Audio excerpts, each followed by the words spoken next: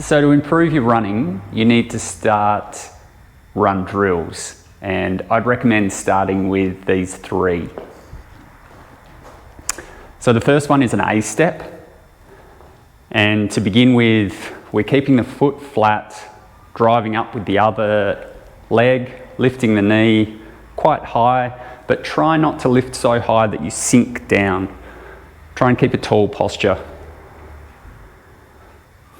When that feels good, you can start lifting the heel and really trying to engage into the calves and extending right the way through the body. So that's an A step.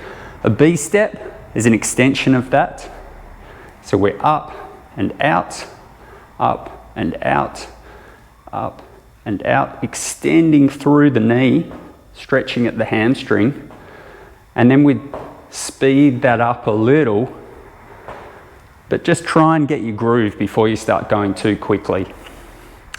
And then the third one is a little bit faster to start with. This is called ankling.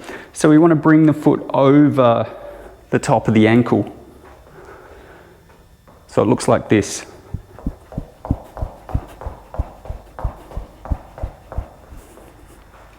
And we're pawing the ground, P-A-W, trying to hold good posture.